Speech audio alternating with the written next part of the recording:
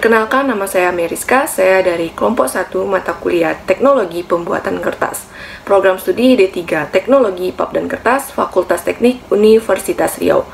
Dalam video kali ini, saya akan ditemani oleh 3 teman saya untuk membahas mengenai stock preparation dalam proses pembuatan kertas. Halo, perkenalkan nama saya Stefania. Nah, berhubung kondisi saat ini sedang pandemi dan kita harus menjaga jarak, maka penjelasan ini kami lakukan secara virtual, yaitu melalui video. Halo, perkenalkan nama saya Cantika Christine Mani. Ya, betul sekali yang dikatakan oleh teman saya bahwa di tengah pandemi saat ini kita harus menjaga jarak antar satu sama lain. Namun, jarak bukanlah masalah atau hambatan kita dalam memberikan edukasi kepada masyarakat. Halo, nama saya Herlina Yuan Sudarli. Walaupun kondisi saat ini sedang pandemi, bukan berarti menjadi hambatan bagi kita untuk belajar loh. Nah, tunggu apa lagi nih? Yuk tonton videonya sampai habis dan jangan di skip ya.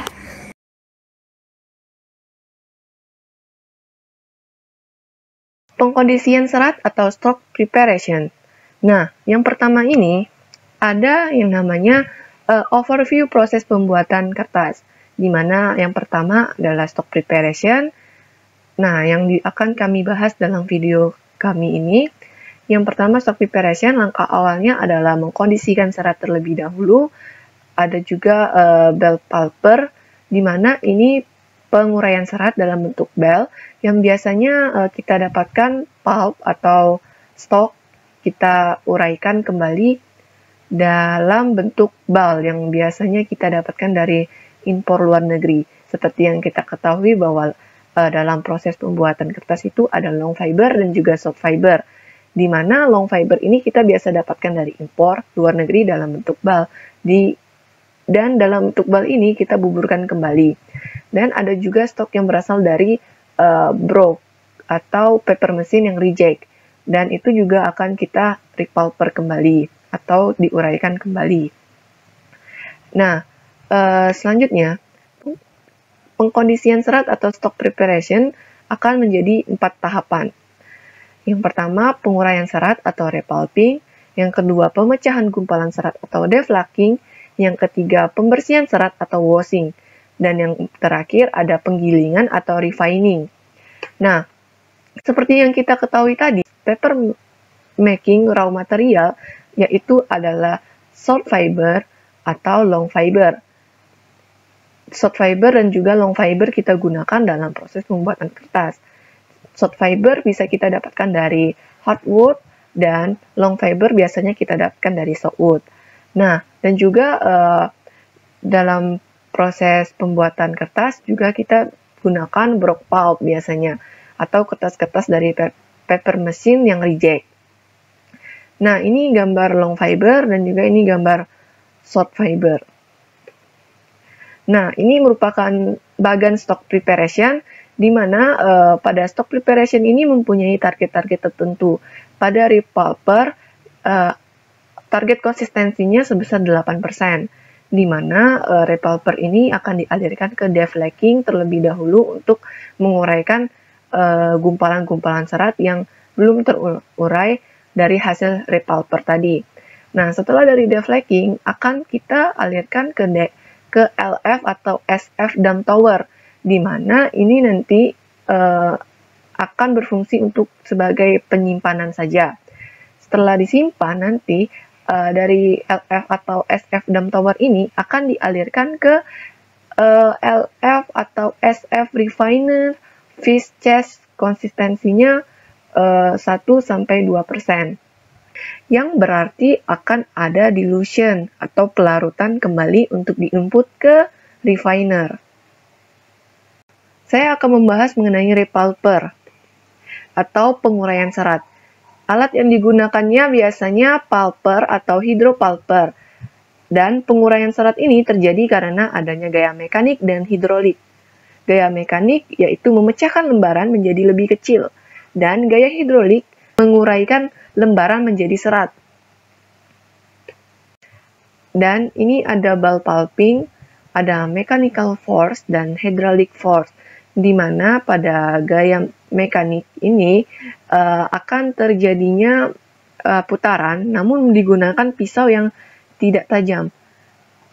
seperti proses blender, namun digunakan pisau-pisaunya ini tidak tajam. Karena pada proses repulping, kita menguraikan serat, bukan memotong serat. Jadi, digunakan pisau yang tidak tajam untuk menguraikan serat saja. Karena kalau kita gunakan pisau yang tajam, atau ini bagian pisaunya ini tajam, maka akan terjadi serat-seratnya akan terpotong dan putus. Jadi dalam mechanical force ini bentuknya pisaunya tidak tajam. Dan ini bagian aliran, dan pada bagian yang dekat dengan rotor atau dekat dengan bagian pisaunya akan high velocity, sedangkan yang bagian atasnya yang jauh dari pisau atau yang pisau yang tidak tajam tadi akan low velocity.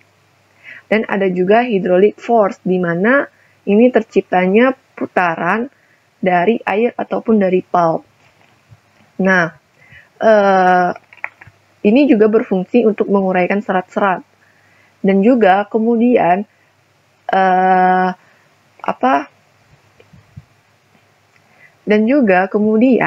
nanti akan ada filternya, dan discharge-nya akan keluarannya dari sini. Nah, selanjutnya ada dua tipe pulping, yaitu batch pulping dan continue pulping. Di mana yang batch pulping ini prosesnya seperti blender, di mana kita masukkan airnya, kita masukkan pulpnya, dan juga kita proses, baru kita keluarkan. Sama seperti blender, masukkan airnya, masukkan buahnya, dan kita proses dan dikeluarkan. Nah, kalau continue pulping, ini merupakan proses yang continue atau berkelanjutan. Kalau batch pulping ini bertahap. Seperti tadi, masukkan dulu airnya, masukkan dulu pulpnya, diproses, baru dikeluarkan, terus masukkan lagi pulpnya, masukkan lagi airnya, baru dikeluarkan lagi. Nah, kalau yang continue pulp itu continue pulping itu akan prosesnya berkelanjutan, di mana prosesnya pulpnya dimasukkan, airnya dimasukkan dan diproses dan dikeluarkan, dan seterusnya. Ada yang masuk dan juga keluar. Nah, dalam sistem continue ini, dari dump chest-nya atau tempat penyimpanannya, seandainya belum tercapai parameter yang diinginkan atau belum terurai dengan baik, nah, ini bisa diresirkulasi lagi dan diproses kembali. Nah, selanjutnya ada perbedaan dari continue pulping dan juga batch pulping, di mana pada continue pulping itu levelnya dijaga konstan, dan juga air dan fiber akan ditambah secara kontinu, dan konsistensinya sekitar 2-4%. Namun, seperti yang kita ketahui di RAPP sendiri, konsistensinya sekitar 8%. Nah, terus untuk waktunya, dia sekitar 3-10 menit, sedangkan yang batch sekitar 15-30 menit. Dan prosesnya lebih cepat continue daripada batch. Dan juga small screen plate hole size. Nah, screen-nya lebih kecil daripada yang batch, waktunya lebih cepat daripada yang batch. Waktunya kekurangan dari continue pulping ini adalah pulpnya kurang homogen, dan juga continue pulping ini mempunyai kelebihan, yaitu dia kurang homogen, namun dia mempunyai kelebihan, dia high capacity atau kapasitasnya lebih besar daripada yang batch. Batch dia low capacity, namun yang batch ini lebih homogen. Selanjutnya ada hydropulper, di mana hydropulper ini berfungsi untuk menguraikan serat. Bentuk umumnya biasanya vertikal, dan biasanya dilengkapi dengan rotor atau screen 5-20 mm. Dan biasanya terbuat dari plate yang disambung. Nah, vertical pulper low consistency belt drive ini vertikal, dalam bentuk vertikal di bagian bawahnya, dan kalau horizontal dia akan berada di sini, di bagian sini ya. Nah, ini ada pulper rotor tipe rotor, yaitu ada yang low konsistensi rotor dan juga ada yang medium konsistensi rotor. Ini yang medium, ini yang low. Nah, ini ada tipe-tipe hidropulper, yaitu ada Dirts tipe hidropulper yang optimum konsistensinya 2-5%, dan ini bersifat kontinu, dan 1,5-2% itu untuk yang batch. Nah, rotornya ada di bawah dengan putaran biasanya 500-700 rpm. Nah, akibat dari pengadukan dari rotor yang cukup kuat serta efek gesekan serat dengan rotor ataupun gesekan aliran antara aliran, maka pulp kering terurai menjadi serat sehingga berbentuk bubur di sini. Nah, ini gambarnya. Berikut adalah video atau video alatnya. Nah, bentuk rotornya ada di bagian bawah, dan pisaunya tidak tajam, sama seperti prosesnya seperti proses blender, namun pisaunya tidak tajam. Dia akan berputar.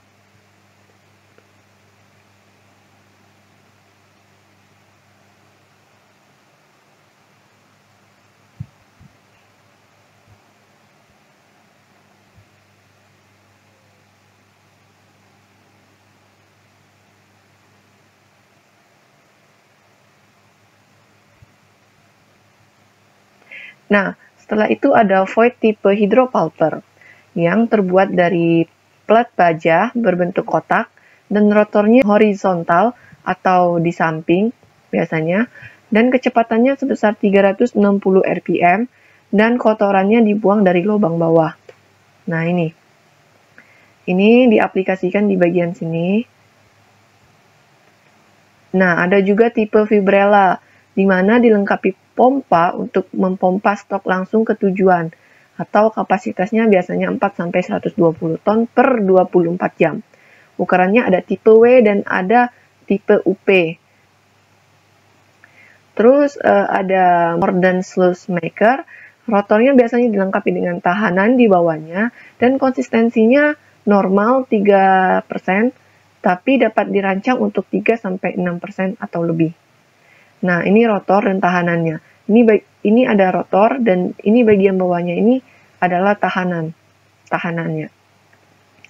Nah, adapun keuntungan atau klaimnya, yaitu seluruh bel dapat dimasukkan dengan tangan atau forklift atau conveyor.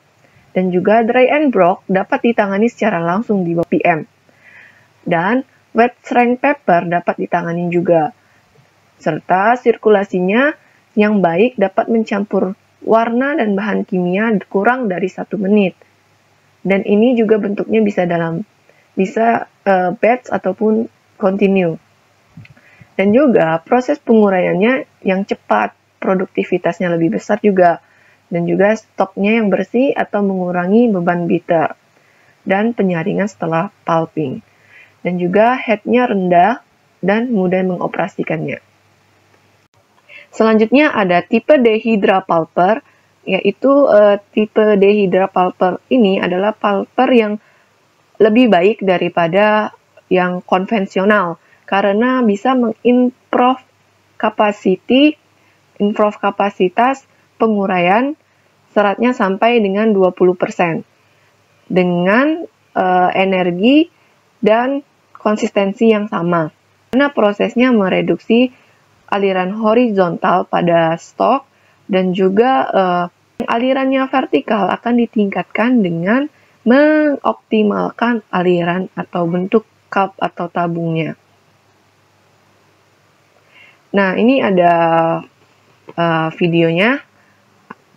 Kita lihat terlebih dahulu.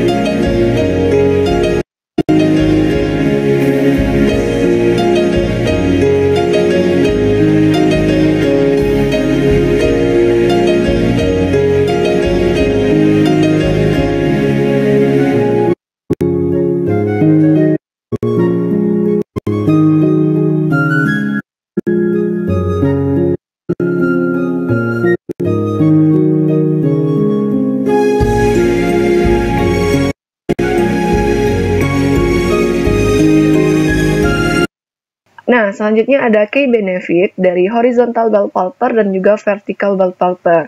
Yang pertama itu horizontal bell pulper, yaitu dia low installation height karena dia horizontal, jadi dia tidak memerlukan ruangan yang tinggi ataupun besar. Dan juga yang kedua, fat dan rotornya sangat efisiensi. Dan yang ketiga, dia lebih low maintenance. Untuk vertical bell pulper yang pertama, dia memerlukan cost yang rendah. Dan yang kedua, dia untuk konsistensi yang medium, memungkinkan untuk ukuran fatnya lebih kecil. Dan juga rotornya efektif untuk menghasilkan produksi yang relatif dengan ukuran rotor yang lebih kecil. Dan juga vertical bell pulper ini membutuhkan energi yang sedikit. Juga rotornya lebih toleran terhadap berbagai variansi konsistensi dalam fat. Aplikasiannya lebih luas dan juga jangkauan kapasitinya lebih luas. Dan juga dia reliable operation, operasi yang andal. Makanya ini biasanya yang vertical bell pulper ini paling banyak digunakan. Selanjutnya kita akan memasuki proses deflaking. Nah, kita harus tahu dulu nih, apa itu deflaking? Nah, deflaking itu merupakan proses pemecahan gumpalan serat. Nah, jadi setelah di repulping tadi itu, kan masih ada tuh yang namanya gumpalan-gumpalan serat yang belum bisa teruraikan di repulping. Oleh karena itu, gumpalan-gumpalan serat ini nantinya akan diuraikan lebih lanjut di deflaker. Nah, tujuan dari deflaking itu sendiri adalah untuk menguraikan serat-serat kertas bekas yang belum terurai sempurna atau disebut dengan flakes setelah proses repulping.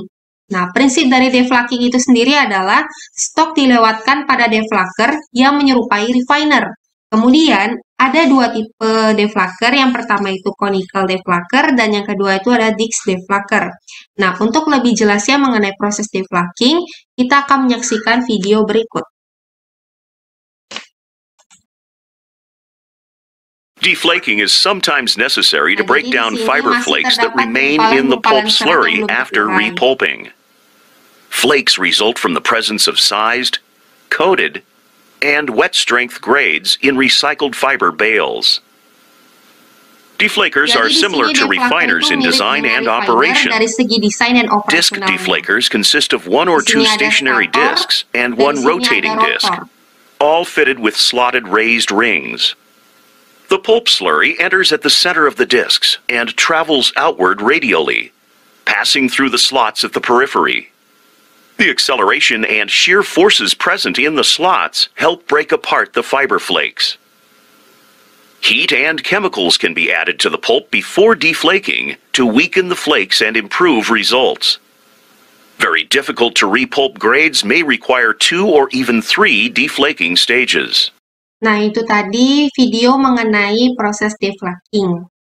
Kemudian kita akan membahas mengenai tipe deflaker. Nah, ini tipe deflaker yaitu conical deflaker. Nah, jadi di sini itu ada yang namanya rotor. Dan kemudian di sini itu ada yang bentuknya seperti cone. Nah, jadi nantinya itu sampel atau stok itu akan dimasukkan ke dalam sini. Kemudian nanti dia akan melalui gir-gir atau jari-jari yang ada di rotor ini. Nah, terus kenapa bentuk yang ini itu cone? Nah, bentuknya cone itu fungsinya untuk memfokuskan atau menekan lagi. Nanti ada efek tekanannya, jadi stok itu supaya terarah ke arah rotor.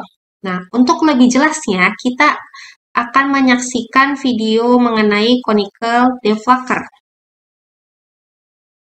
Nah, jadi di sini tuh ada aliran stoknya. Nah, di sini ada rotornya.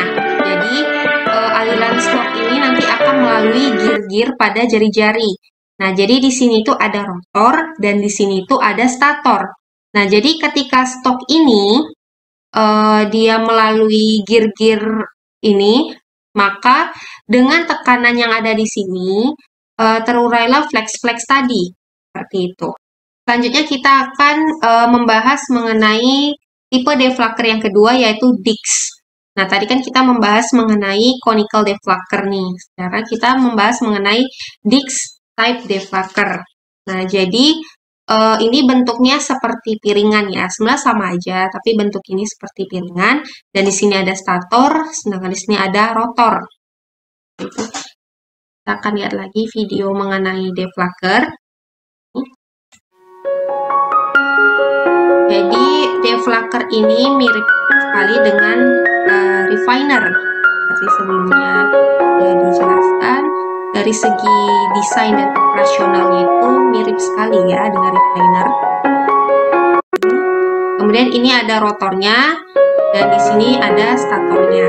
Kita bisa melihat.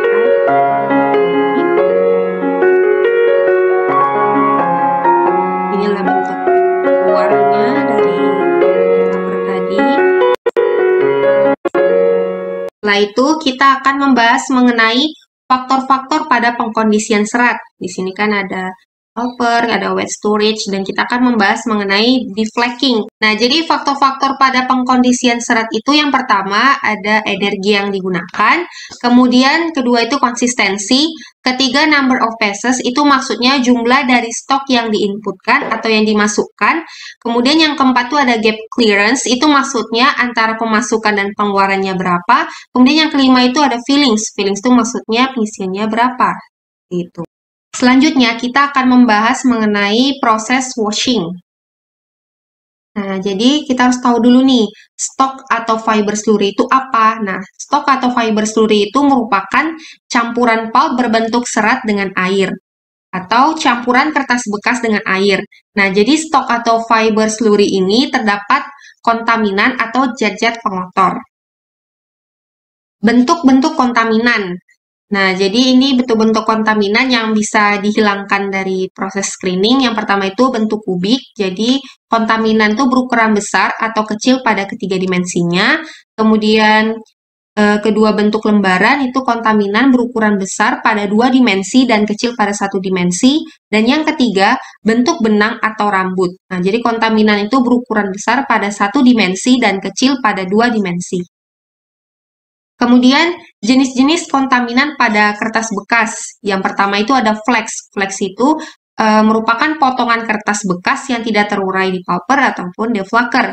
Yang kedua, plastik dari pembungkus. Jadi, plastik ini yang belum terpisah dari high density cleaner tadi. Tuh. Kemudian yang ketiga itu ada adhesif.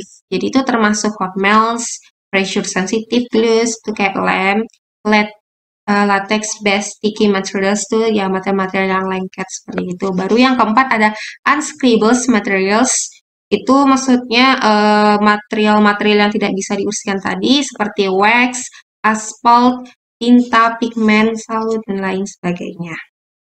Kita akan masuk ke pembersihan stok. Nah, jadi pada fiber slurry terdapat kontaminan atau zat-zat pengotor, maka dilakukan pemisahan kontaminan dari fiber slurry secara cleaning dan secara screening.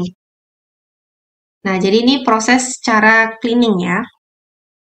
Nah, jadi tujuan dari cleaning itu adalah untuk memisahkan kontaminan dari fiber slurry berdasarkan perbedaan spesifik gravity kontaminan dengan spesifik gravity serat. Nah, jadi pembersihannya ini kan berdasarkan perbedaan densitas atau partikel yang lebih berat, misalnya itu pasir, kemudian batu.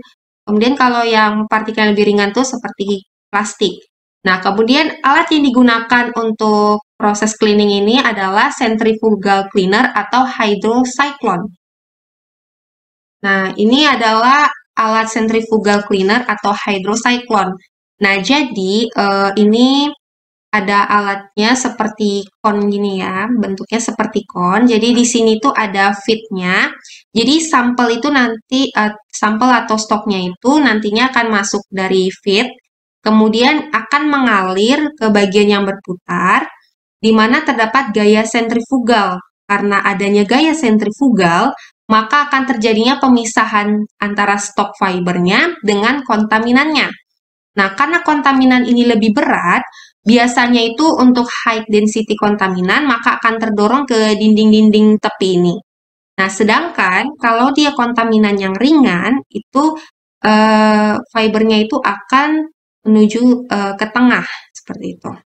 Jadi untuk lebih jelasnya, kita akan menyaksikan video berikut ini.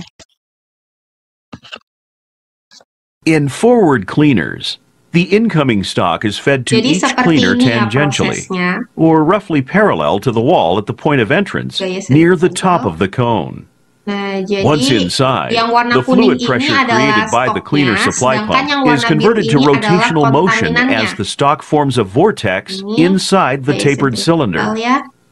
Jadi The nanti vortex kontaminan carries the yang pulp berat itu fibers and akan other terpisah ke solid bawah. particles out toward the walls, where Nah, they jadi turn nanti and then kontaminannya travel itu downward. akan dibuang ke bawah. The decreasing cone diameter increases the Sedangkan yang velocity fiber of the tadi rotating akan ke stock. tengah karena This densitasnya creates lebih the ringan dan centrifugal fiber force akan naik that ke moves atas. the heavier Sedangkan or more kontaminan-kontaminannya dense ini nanti akan components terlempar out ke towards samping the walls. atau ke tepi karena At ada the gaya bottom of the cleaner sentrifugal. cone, these dense components are discharged to the rejects line. Meanwhile, the lighter components, Kita bisa lihat including nih most of the pulp kontaminannya. fibers, are less Dan ini affected by the adalah centrifugal force, fiber-fibernya. and so they move inwards, toward the center of the vortex. The fibers and water in the center of the vortex travel upwards and exit through an opening at the top center of. Nah, jadi itu tadi video mengenai proses pada centrifugal cleaner atau hydrocyclone. Nah, jadi ini biasanya itu pemasangan cleaner itu tidak hanya satu seperti yang kalian lihat. Nah, jadi ketika pulp itu naik ke atas, ya kan, stok yang sudah dibersihkan pada tahap pertama itu nantinya akan ke atas lagi, ke cleaner berikutnya lagi, ke cleaner berikutnya lagi, seperti itu sehingga pembersihannya itu secara kontinu ya. Selanjutnya, ini adalah prinsip kerja dari centrifugal cleaner atau hydrocyclone. Jadi yang pertama itu, stok masuk secara tangensial dari tepi bagian atas silinder cleaner. Kemudian yang kedua, stok bergerak membentuk pusaran dengan kecepatan yang semakin meningkat sampai ke ujung akhir kerucut. Yang ketiga, kombinasi gaya sentrifugal dan gaya hydraulic shear menyebabkan kontaminan yang berat berpindah ke lapisan fluida dekat dinding cleaner. Yang keempat, partikel dengan spesifik gravity rendah dan serat dengan koefisien isapan hidraulik yang tinggi berada di sekitar sumbu tengah. Yang kelima, saat aliran stok mencapai ujung akhir kerucut, sebagian fluida yang ada di bagian tengah bergerak kembali ke atas di sekitar sumbu dengan membawa serat dan kotoran yang ringan. Selanjutnya kita akan memasuki proses screening. Nah, kalau tadi itu kan pemisahannya itu berdasarkan spesifik gravity untuk cleaner. Nah, kalau screening ini dia berdasarkan perbedaan ukuran dari kontaminan dengan fiber slurry. Jadi kontaminannya itu lebih besar daripada ukuran fibernya.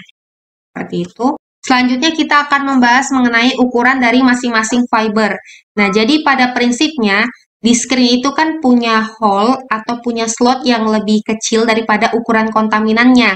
Jadi syaratnya itu kan fiber kan ada ketebalannya, misalnya nih untuk softwood fiber ketebalannya 0,033 mm, sedangkan kalau hardwood fiber itu kan ketebalannya 0,020 mm. Nah, panjang hardwood fiber ini kan 1,1 mm, sedangkan untuk softwood fiber itu 3,3 mm. Nah, jadi kontaminannya itu jauh lebih besar dari ukuran seratnya. Nah, jadi nantinya fiber itu bisa melewati slot-slot ini, sedangkan kontaminan-kontaminan itu akan tertahan dan sehingga itu tidak bisa masuk ke screen seperti itu. Selanjutnya kita akan memasuki proses screening. Nah, jadi ada dua nih prosesnya. Yang pertama, coarse screening. Jadi coarse screening itu untuk memisahkan kontaminan berukuran besar dan merupakan proses screening pertama setelah pulper dan high density cleaner atau HDC. Kemudian yang kedua itu ada fine screening, yaitu untuk memisahkan kontaminan berukuran halus setelah proses coarse screening. Selanjutnya kita membahas tentang pressure screen. Nah, jadi ini alat yang digunakan dalam proses screening itu adalah pressure screen. Jadi di sini ada feed-nya, kemudian di sini ada hydraulic press-nya dengan tekanan sehingga akan memaksa stok ini melewati screen. Jadi tanpa adanya tekanan maka proses akan menjadi lambat. Jadi untuk reject itu akan keluar melalui reject outlet, sedangkan untuk accept atau fiber yang sudah disaring tadi akan keluar lewat accept outlet. Jadi di sini juga ada perputarannya. Lalu ada rotornya juga, dan ada juga motornya yang nantinya akan memutar rotor. Jadi di pinggiran sini tuh ada namanya screen basket. Untuk lebih jelasnya, kita akan menyaksikan video berikut ini.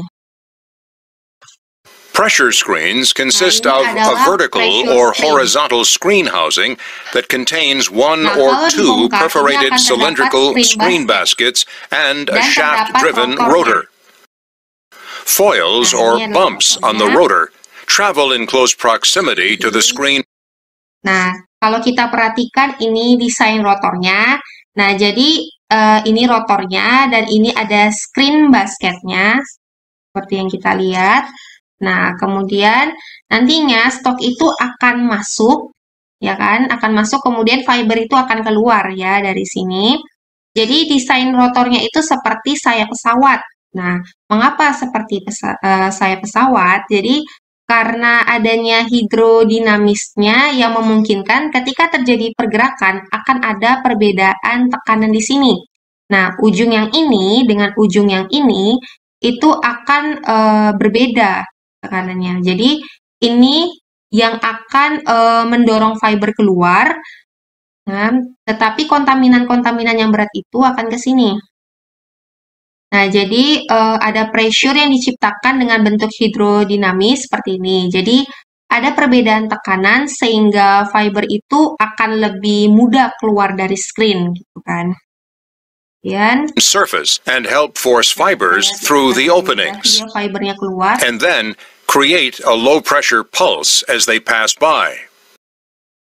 The momentary backflush action of the pulse prevents materials from building up and plugging or blinding the screen. Between pulses, the pressure from the feed pump keeps fibers and water moving through the openings. The material that passes through becomes the accepts, which exit from the side of the screen housing. The material which cannot pass through the openings is discharged as rejects near the bottom of the housing. Nah, tahapan selanjutnya adalah refining. Ini dia bagian alir dari stock preparation. Jadi stok dari repulper yang konsistensinya 8% ini akan dikirim ke deflacker. Nah, stok dari deflacker yang konsistensinya masih 8% itu akan disimpan di dalam tower. Kemudian dikirim ke refiner feed chest untuk diencerkan ataupun didilusi dengan menggunakan white water dari white water system ini. Nah, pengenceran itu dilakukan agar stok yang akan diumpankan ke refiner ini konsistensinya turun menjadi 1-2% dan juga suhunya itu turun menjadi 60 derajat Celcius. Nah, proses dari refining ini merupakan suatu tahapan yang sangat penting dalam proses pembuatan kertas dan juga sering dinyatakan sebagai jantung dari proses pembuatan kertas karena proses refining ini menentukan kualitas dan juga kekuatan dari lembaran kertas yang dihasilkan. Nah, selanjutnya adalah sistem refining. Jadi yang di refining di sini tuh hanyalah virgin pulp, baik long fiber maupun soft fiber. Nah, broad pulpnya itu tidak di refining lagi, tetapi hanya di deflaking karena broad pulp ini sudah pernah di refining sebelumnya. Jadi istilah refining ini bersinonim dengan beating, di mana refining ini digunakan dalam proses kontinu yang biasanya itu digunakan dalam proses industri. Nah, sedangkan beating ini digunakan dalam proses batch yang digunakan dalam skala laboratorium. Lalu refining ini adalah pemberian aksi mekanis terhadap serat untuk mengembangkan sifat optimal serat yang diinginkan pada proses pembuatan kertas berkenaan dengan produk yang akan dibuat. Nah, tujuan dari refining yang pertama ini adalah mengkondisikan serat sehingga tercipta permukaan yang baru, lalu memperbaiki ikatan antara serat, dan yang terakhir adalah membuat serat layak dibuat menjadi kertas dan menyiapkan serat agar dapat memenuhi syarat dari produk akhir. Nah, untuk lebih jelas, mari kita menyaksikan video berikut.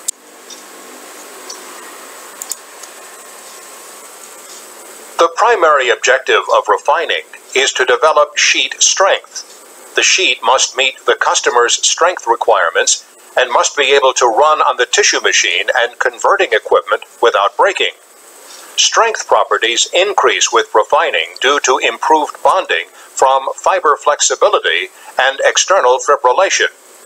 Although it has a jadi positive tujuan impact utama on dari strength, refining ini too adalah much untuk refining meningkatkan can have kekuatan a dari negative lembaran kertas. impact on Nah, dengan desirable meningkatnya tissue attributes kekuatan dari such as lembaran kertas bulk, ini, maka akan absorbency, meningkatkan bonding and dari fiber softness. flexibility Therefore, dan refining must fibrillasi balance eksternalnya. strength with the other sheet properties. Also, in extreme cases, over-refining will damage the fibers and result in Nah, over-refining dalam proses pembuatan kertas itu tidaklah baik, karena dapat menyebabkan yang pertama itu fiber cutting atau pemotongan serat. Lalu yang kedua, menurunkan kekuatan serat dengan terbentuknya fines, sehingga akan menurunkan kekuatan dari lembaran kertas. Lalu yang ketiga, memperlambat proses pengeringan di tahap wet end, sehingga akan membutuhkan energi yang lebih banyak pada proses drying. Lalu yang keempat, menghambat laju produksi atau production rate dalam pembuatan kertas. Nah, bagaimana jika stok yang sudah terurai sempurna ini tidak di-refining? Yang pertama yaitu drainase akan berlangsung dengan cepat sebelum serat sempat membentuk jalinan yang seragam. Nah, seperti yang kita ketahui bahwa drainase adalah proses penghilangan kadar air dalam stok. Nah, jika serat ini tidak di-refining, maka ia akan bersifat kaku dan tidak mau berikatan dengan air, sehingga drainase ini akan berlangsung dengan cepat. Lalu yang kedua, serat akan kusut dan juga menggumpal sebelum menyentuh wire. Kemudian yang ketiga, adanya pemutusan lembaran atau break di bagian pembentukan, yaitu di tahap wet end, karena tidak ada fibrilisasi dan juga fleksibilitas. Kemudian yang keempat, lembaran akan bulky, ketahanan tarik dan juga retaknya itu akan menjadi rendah. Nah, dapat dilihat di gambar ini. Ini adalah gambar dari fiber yang tidak di-refining. Bentuknya itu kaku, sehingga kemampuan mengikatnya itu buruk. Lalu ini adalah gambar dari fiber yang telah di-refining. Nah, bisa dilihat bahwa bentuknya ini fleksibel dia, karena adanya fiber di sini, sehingga kemampuan mengikatnya itu menjadi bagus. Nah, kemudian ada struktur serat tunggal dari serat yang belum di-refining. Ini dia gambarnya. Jadi di sini itu di bagian lapisan terluarnya itu ada matrix of lignin. Seperti yang kita ketahui bahwa lignin pada kayu itu bersifat sebagai lem agar menyatukan serat-serat yang ada dalam kayu sehingga tekstur kayu itu menjadi kokoh. Kemudian ada lapisan P yaitu lapisan dinding primer. Lalu ada lapisan sekunder, dinding sekunder yang terdiri dari S1, S2 dan S3.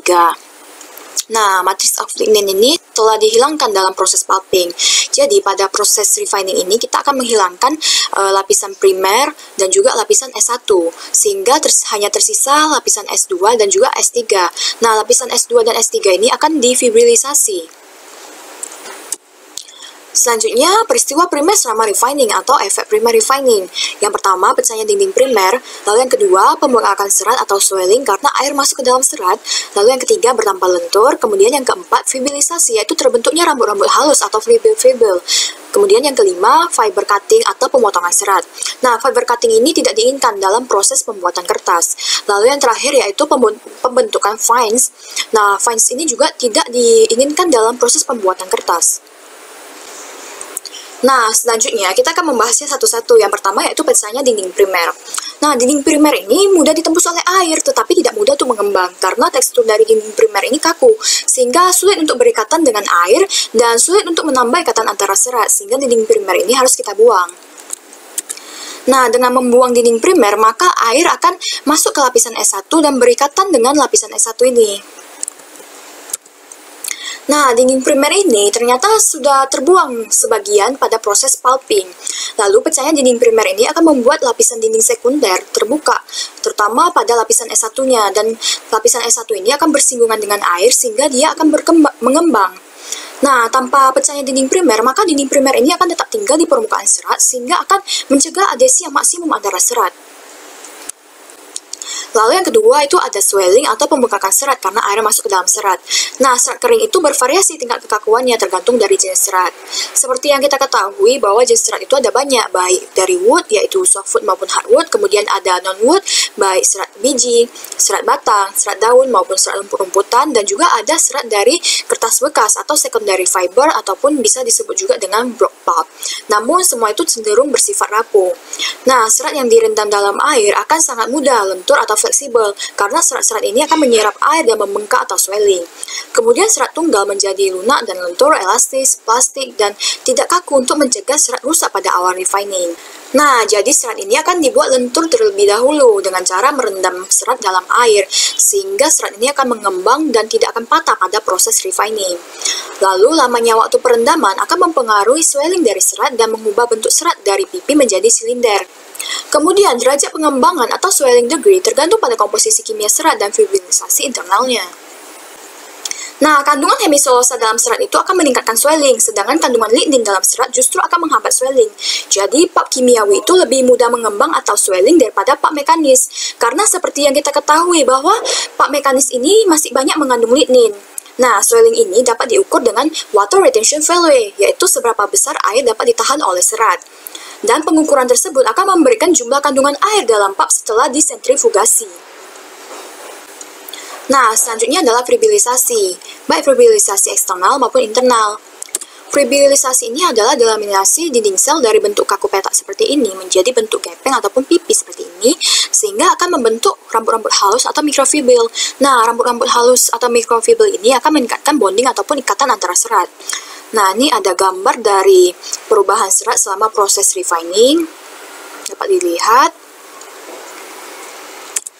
Lalu bagaimana dengan fibrilisasi eksternal dan internal? Fibrilisasi eksternal terjadi pada bagian luar dari lapisan S1, sehingga rambut-rambut halus atau fibril-fibril itu akan terbentuk pada bagian luar dari lapisan S1. Sedangkan fibrilisasi internal itu terjadi pada bagian dalam serat, yakni pada lapisan S1, S2, dan S3, yang akan menyebabkan terjadinya delaminasi parsial untuk memperbaiki ikatan antara serat dan juga untuk memperbaiki kekuatan dari serat. Nah, delaminasi adalah proses pemisahan lapisan-lapisan. Jadi, dari lapisan yang utuh itu akan menjadi lapisan yang terpisah-pisah. Delaminasi ini akan meningkatkan swelling, flexibility, dan juga conformity dari dinding serat. Dan delaminasi ini juga sangat diharapkan dalam proses refining. Nah, di sini ada gambar perbandingan antara serat yang belum di-refining dengan serat yang telah di-refining untuk hardwood pulp. Bisa dilihat di sini, ini adalah gambar dari serat yang belum di-refining, tidak terbentuk mikrofibril. Sedangkan serat yang telah di-refining ini terbentuk mikrofibril. Kemudian fiber cutting atau pemotongan serat. Nah, fiber cutting ini tidak diinginkan dalam proses pembuatan kertas karena dapat menyebabkan drainase lebih lambat dan penurunan kekuatan. Jadi, fiber cutting ini akan membuat serat menjadi pendek sehingga akan berdampak pada kekuatan dari lembaran kertas yang akan dihasilkan. Lalu, ada dua bentuk pemotongan. Yang pertama yaitu pemotongan karena gerakan gunting antara pisau rotor dengan stator, di mana di stator itu terdapat gerger seperti ini, seperti yang ada pada deflager. Nah, yang kedua yaitu pemotongan yang diakibatkan oleh tekanan tinggi yang diberikan pada stok. Nah, pemotongan serat ini akan lebih mudah terjadi pada serat yang kaku dan juga rapuh. Jadi, pemotongan serat akan lebih mudah terjadi pada awal refining. Nah, pada kasus tertentu, pemotongan serat diperlukan untuk keseragaman panjang serat dan menaikkan tingkat formasi dari lembaran. Dalam penggilingan stok dari kain bekas atau bahan untuk kertas saring dan kertas gambar, biasanya dilakukan penggilingan secara lunak atau gentle refining pada awal pengerjaan sampai semua serat terurai lepas dari jarinannya. Kemudian mesin penggiling diatur untuk mendapatkan pemotongan serat. Jadi dalam kasus ini, fiber cutting itu diinginkan. Nah, untuk mencegah fiber cutting dalam proses refining ini, maka kita harus mengatur ataupun men-setting gap antara rotor dan juga stator, kemudian menaikkan konsistensi dari penggiling, lalu pisau yang digunakan itu tidak terlalu tajam dan juga jarak pisaunya itu tidak terlalu sempit agar tidak terjadi fiber cutting. Nah, pada pulp yang mengandung alpha selulosa tinggi itu akan sangat mudah terjadi pemotongan serat karena alpha selulosa itu memiliki bentuk kristalin struktur trikinil yang bentuknya itu lebih kaku ataupun cenderung kaku. Nah, pemilihan mesin yang tepat juga harus dipertimbangkan. Jordan Refining cenderung menghasilkan serat-serat yang terpotong dibandingkan refiner lainnya. Selanjutnya terbentuknya fines. Fines adalah praksi serat atau serat-serat kecil yang lolos saringan 200 ml dengan ukuran mikron. Ukuran fines terbesar itu berasal dari bagian serat dan yang paling kecil adalah fiber yang ukurannya itu bisa kurang dari 1 mikron. Pada pulp kimia, kandungan fines hemiselulosa itu lebih besar, sedangkan pada pulp mekanis, kandungan fines lignin itu lebih besar. Nah, ada dua macam fines, yakni primary fines dan secondary fines. Primary fines terdapat dalam pulp yang belum digiling dan terdiri dari satu sel parenkim kayu pada pulp kimia atau hasil disintegrasi kayu pada pulp mekanis. Nah, penggilingan ini akan menghasilkan secondary fines yang terdiri dari bagian lamellar dan fibrillar dinding serat. Jadi, kandungan primary fines itu biasanya kurang dari 2%, namun setelah di-refining ataupun digiling, maka jumlahnya dapat mencapai 15%.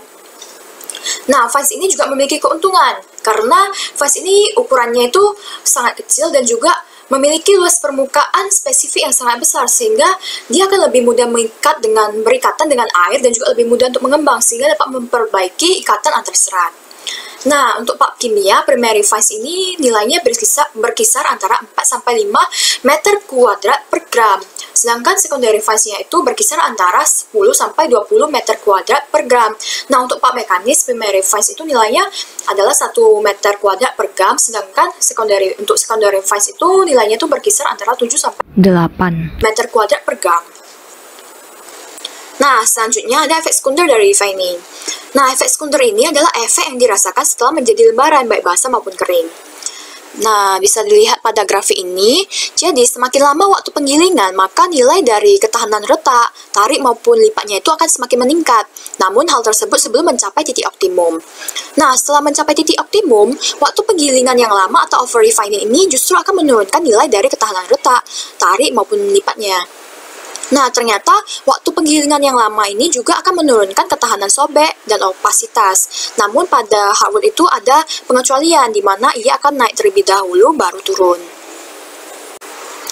Selanjutnya ada pengaruh refining pada sifat-sifat lembaran. Nah, bisa dilihat di grafik ini, jadi semakin lama waktu penggilingan, maka akan meningkatkan formation, filler retention, seed stability, dan smoothness. Namun, akan menurunkan porosity, bulk, dan opacity. Jadi, semakin lama waktu penggilingan, maka serat ini akan menjadi pipi dan menghasilkan lembaran kertas yang lebih transparan. Selanjutnya adalah cara kerja refiner. Jadi ada dua bagian penting dalam refiner, yaitu stator dan juga rotor. Stator ini adalah bagian yang diam, sedangkan rotor ini adalah bagian yang bergerak. Nah, serat itu akan diletakkan di celah antara stator dan juga rotor, sehingga pada saat rotor bergerak, maka akan terjadi proses penggilingan yang akan menyebabkan terjadinya proses fibrillasi, delaminasi, dan juga serat akan menjadi pipi. Nah, bisa dilihat di sini, ini adalah proses dari penggilingan serat. Nah, ada dua tipe bentuk refiner. Yang pertama yaitu conical refiner. Jadi, bentuk conical refiner ini seperti cone. Dan jenis conical refiner yang pertama kali dikenal itu adalah Jordan refiner, di mana Jordan refiner ini ditemukan oleh Joseph Jordan pada tahun 1858. Namun, Jordan refiner ini cenderung menghasilkan fiber cutting. Lalu yang kedua adalah Dix refiner. Nah, selanjutnya kita akan membahas mengenai tipe bentuk refiner. Yang pertama yaitu conical refiner. Nah, bisa dilihat di gambar ini, jadi yang di bagian luar ini adalah stator, kemudian di bagian sini itu ada rotor. Nah, pulpnya itu akan masuk melalui bagian ujung yang paling kecil ini. Kemudian, ketika stok bertemu dengan rotor yang berputar, maka stok akan terpental ataupun terlempar ke pinggir-pinggir celah antara rotor dan juga stator. Selanjutnya adalah prinsip kerja conical refiner. Jadi, stok itu akan masuk melalui bagian ujung kecil ini, kemudian karena adanya tekanan, maka stok akan masuk ke dalam daerah antara rotor dan stator yang memiliki pisau berarut rotor memanjang. Nah, stok yang bertemu dengan rotor akan terlempar karena adanya gaya sentrifugasi menuju rotor, dan juga disisir di antara current pisau-pisau rotor dan stator. Nah, perlakuan tersebut akan diulang terus-menerus sambil stok itu mengalir secara spiral menuju ke bagian kerucut yang besar ini, yang paling besar, yang paling lebar ini, atau bagian outletnya. Nah, agar lebih jelas, maka kita akan menyaksikan video berikut. Refiner can achieve highest availability and excellent overall performance. High precision plate gap control ensures uniform fiber quality, but requires a free-moving rotating unit. This is achieved with well-maintained sliding surfaces protected by the Andritz expansion joint. Original gland packings can be replaced by a state-of-the-art Andritz universal seal or mechanical seal arrangement. This reduces friction, lowers energy demand, and extends service intervals. Safety is a very important topic in every mill. Andritz consistently follows a zero-accident strategy and supports any improvements in safety. Rebuilding your refiner to a swing door design and segmented refiner plates eliminates the need to lift heavy parts. It also eliminates the risk that would involve during plate change. What if you could ensure machine safety and availability in... Nah, itu dia video dari conical refiner. Nah, tipe yang kedua yaitu Dix refiner. Jadi, Dix refiner ini memiliki rotor dan juga stator yang bentuknya itu seperti piring ataupun Dix, seperti yang ada pada gambar di samping ini. Nah, ini merupakan gambar dari double Dix refiner. Nah, Dix ini terbagi atas juring-juring ataupun segmen yang bisa diganti jika aus, dan juga terdiri dari gigi-gigi ataupun grill. Nah, untuk lebih jelas, mari kita menyaksikan video berikut. Refiners are typically Jadi disk refiner ini bentuknya itu seperti piringan ataupun disk. Nah, ini adalah bagian rotor, kemudian ini adalah bagian statornya. Jadi stator itu terdiri dari gear ataupun gigi.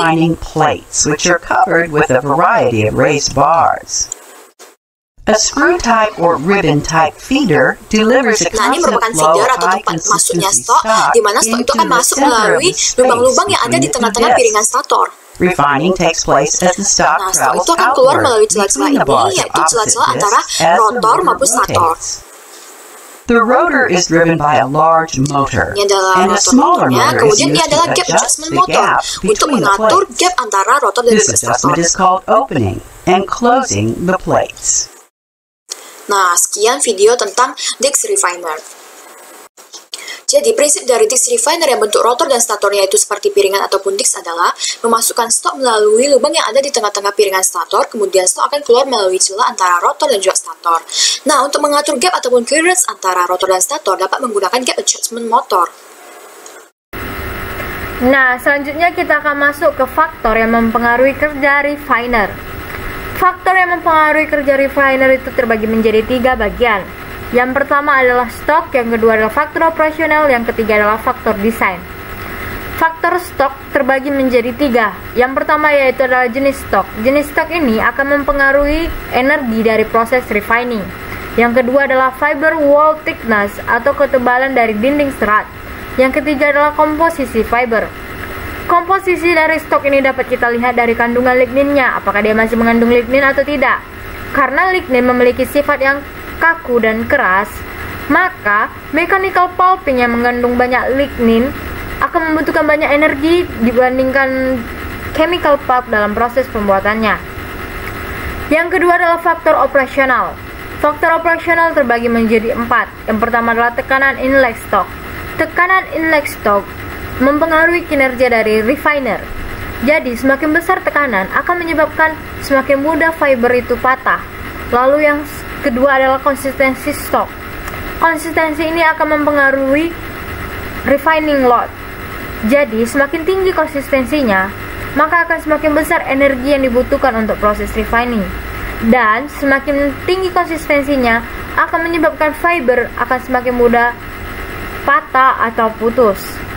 Oleh karena itu, stok yang bagus sebaiknya sebelum proses refining harus diencerkan terlebih dahulu, yaitu sekitar 1-2%. Yang ketiga adalah waktu proses. Semakin lama proses refining, maka semakin banyak fibril-fibril yang terbentuk dan semakin halus. Tapi, over refining tidak baik karena dapat menyebabkan cutting dan membentuk fins. Lalu yang keempat adalah refining load. Selanjutnya kita akan masuk ke faktor yang ketiga, yaitu faktor desain. Faktor desain ini terbagi menjadi 5 bagian. Yang pertama adalah lebar pisau.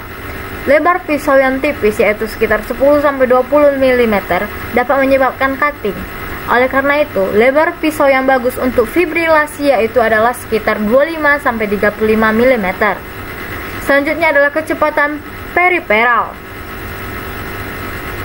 Kecepatan refiner yang rendah dan gap clearance antara rotor dan stator yang kecil akan menyebabkan cutting. Selanjutnya yang ketiga adalah sudut kon. Jadi sudut kon refiner itu ada keuntungan dan kerugiannya. Keuntungannya bisa menekan stok, jadi proses refining ini akan optimal. Nah, ruginya banyak fiber yang patah atau cutting di awal-awal pada proses. Oleh karena itu, sudut kon yang bagus untuk fibrilasi yaitu adalah sekitar 12 derajat. Selanjutnya yang keempat adalah clearance. Gap clearance yang bagus untuk fibrilasi yaitu sekitar lebih besar dari 0,1 mm. Jika clearance lebih kecil dari 0,1 mm dapat menyebabkan cutting. Yang terakhir adalah material of knife. Jadi material dari pisau yang terbuat dari apakah stainless steel atau kuningan dan lainnya, karena itu akan mempengaruhi ketahanan dari refining. Kemudian kita masuk ke hal-hal yang diperhatikan dalam refining proses. Yang pertama adalah bahan baku. Bahan baku ini terdiri dari jenis stok, fiber wall thickness atau ketebalan dinding serat, dan komposisi stok.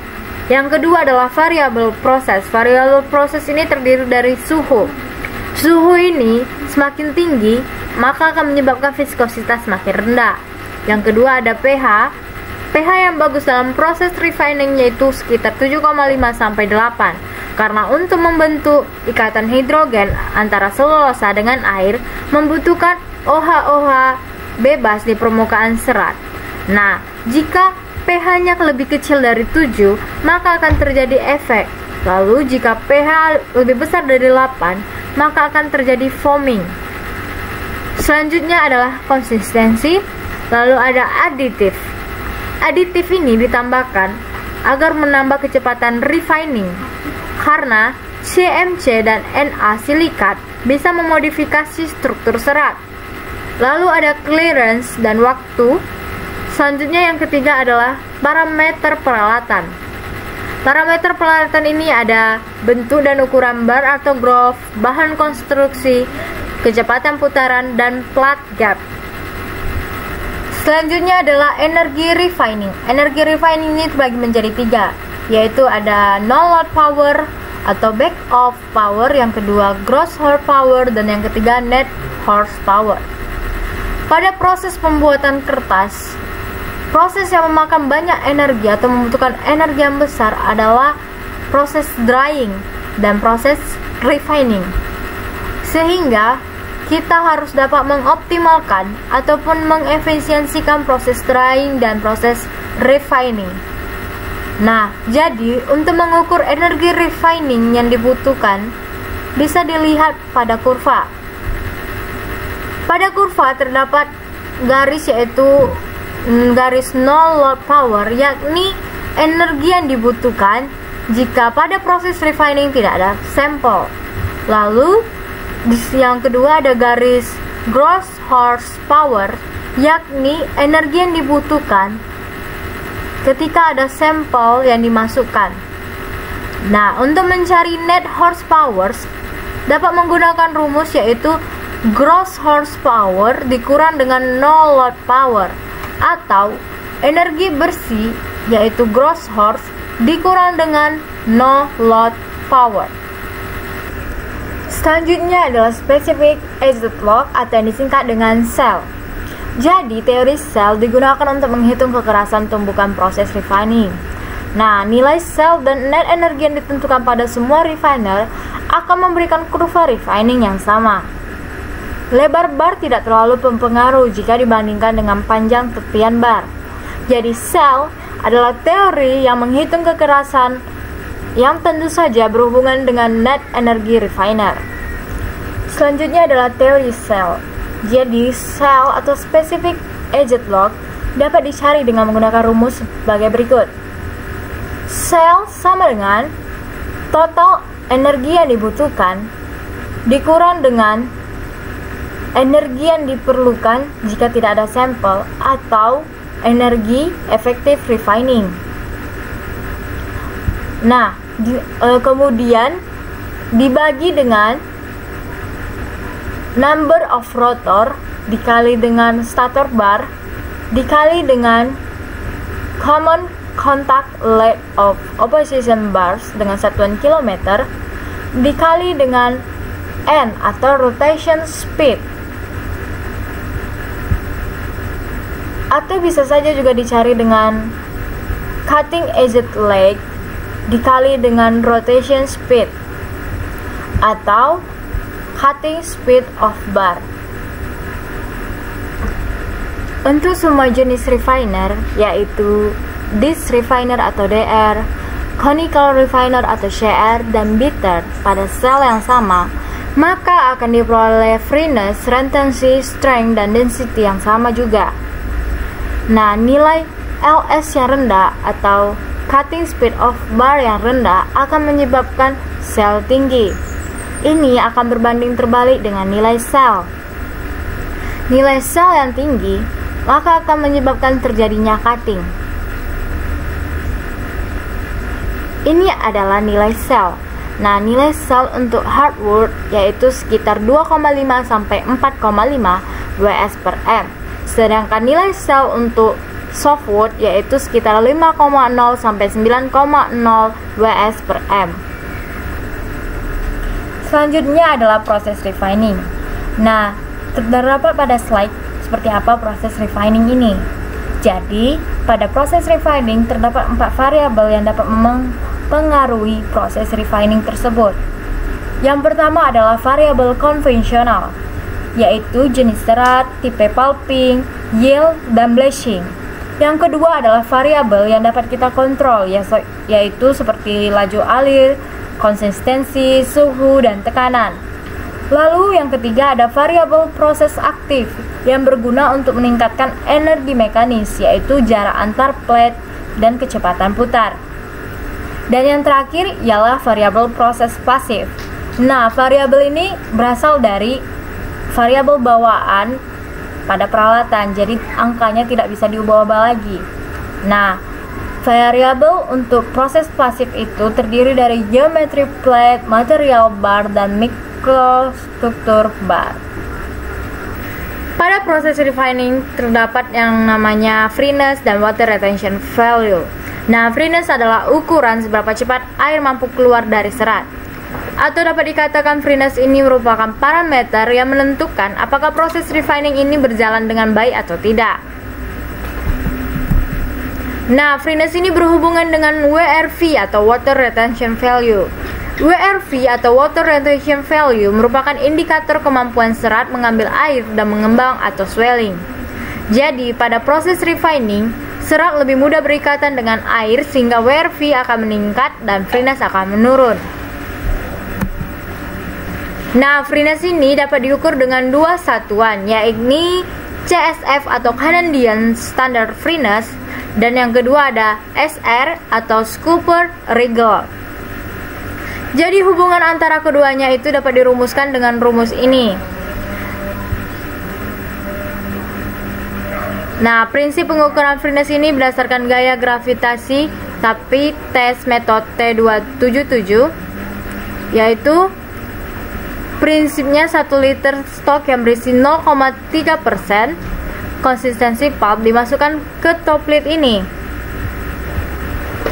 Kemudian nanti akan dibuka sehingga air bebas tadi akan keluar dan akan ditampung. Nah, volume air yang ditampung ini adalah nilai freeness-nya. Nah, untuk lebih jelasnya mari kita simak video berikut ini. Jadi di sini ada 1 liter stok dengan konsistensi 0,3% dan dengan suhu 20 derajat Celcius. Nah, ini merupakan freeness testernya. Jadi sebelum dimasukkan, stok dihomogenkan terlebih dahulu dengan cara mengocoknya ke atas lalu ke bawah. Kemudian stok tersebut dimasukkan ke dalam top plate.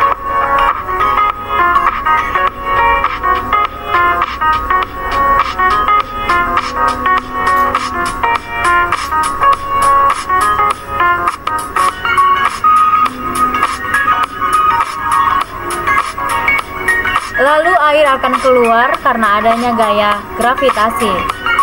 Nah, jumlah atau volume air yang keluar ini merepresentasikan nilai CSF. Nah, prinsip pengukuran WRV yaitu dengan menggunakan gaya sentrifugasi.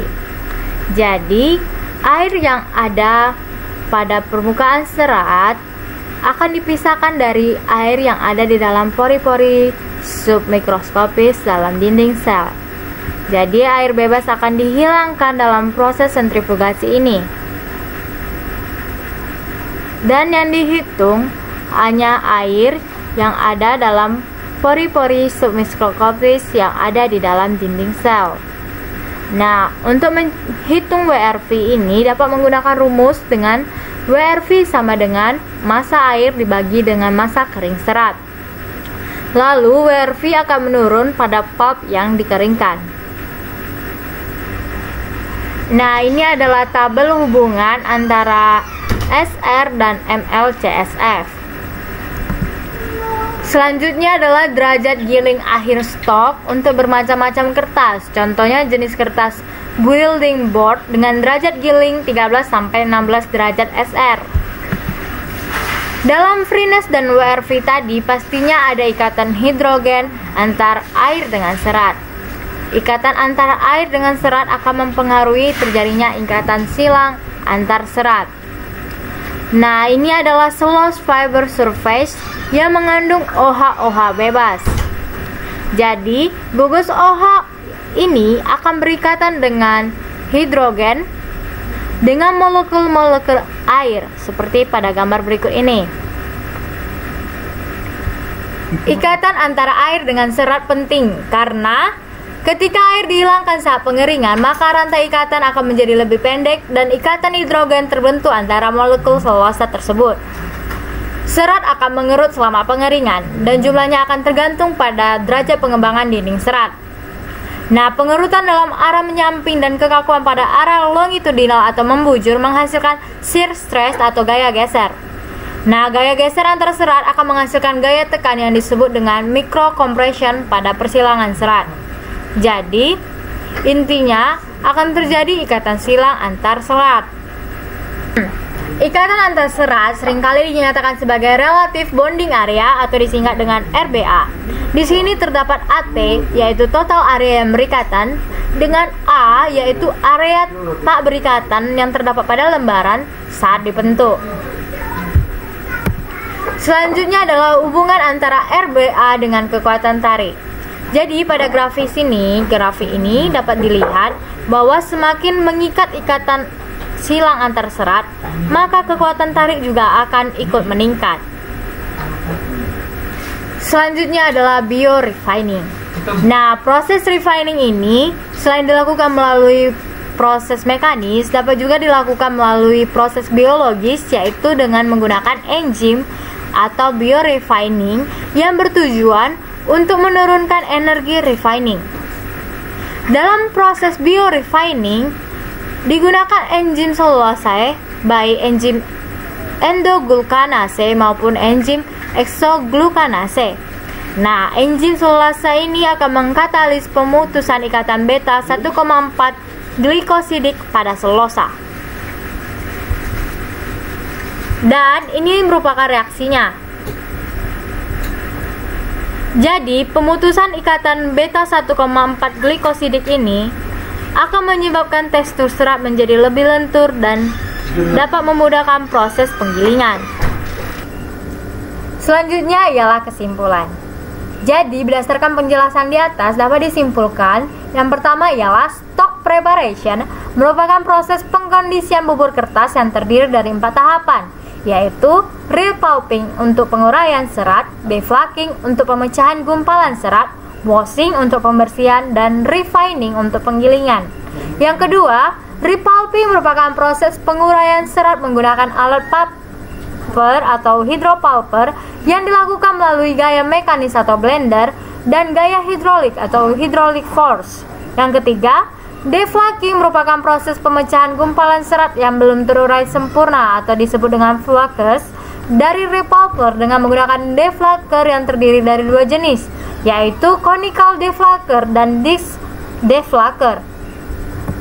Yang keempat, washing merupakan proses pembersihan stok yang berasal dari proses repulping dan deflaking yang terbagi atas 2 proses, yakni cleaning atau pemisahan kontaminan dari stok menggunakan centrifugal cleaner atau hydrocyclone yang berbentuk cone dengan prinsip pemisahan berdasarkan perbedaan spesifik gravity dengan gaya sentrifugal, dan screening atau pemisahan kontaminan dari stok menggunakan pressure screener dengan prinsip pembersihan berdasarkan perbedaan ukuran.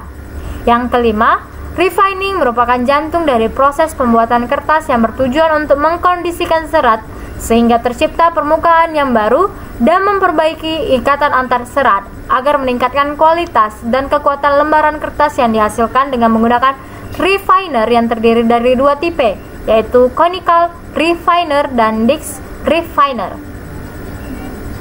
Semoga video kali ini dapat bermanfaat bagi kita semua walaupun kondisi saat ini sedang pandemi.